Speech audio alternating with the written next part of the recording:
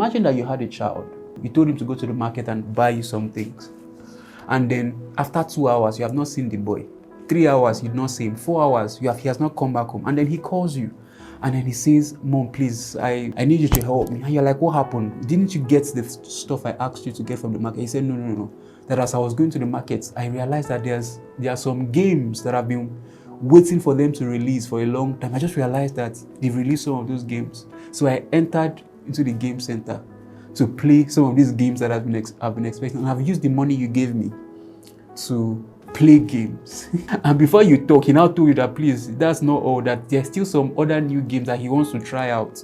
That please, can you send him money? He wants you to send him some more money so that he can play more games. As a responsible parent, what are you going to do?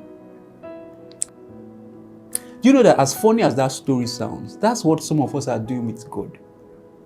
You are in a place God does not want you to be, doing things He did not ask you to do, but you are trying to receive resources by faith to sponsor your disalignment. Sometimes that's not why it's not working. Because, hey, Jesus must be author and finisher of faith. He's only obligated to finishing the things that He starts.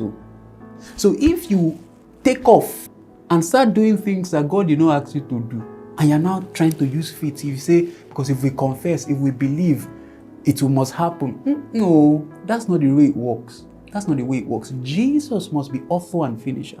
In other words, He's only obligated to finishing the things that He authors.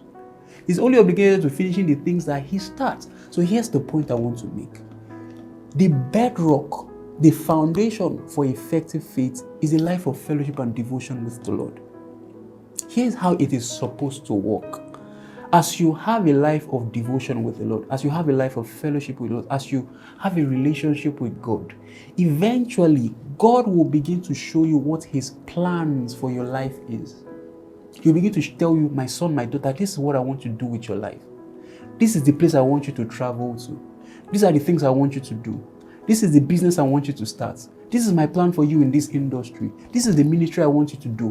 When God makes known to you His will in that way, then you can now reach out by faith to receive the things that He wants to give you. In that scenario, because He was the one that authored it, it will be His responsibility to finish it. Do you understand what I'm saying? Because Jesus must be author and finisher of faith. He must be author and finisher of faith.